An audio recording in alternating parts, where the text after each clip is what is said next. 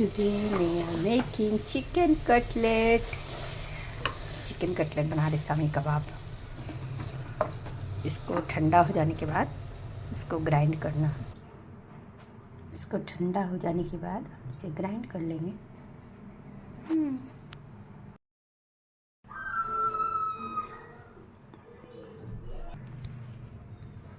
इस तरह से मिक्स कर लेंगे।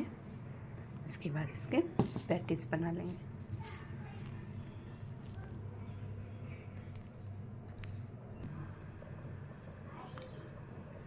पैटीज को अंडे में डिप करके फ्राई कर लेंगे। इस तरह से पैटीज बना लेंगे। उसके बाद 1 मिनट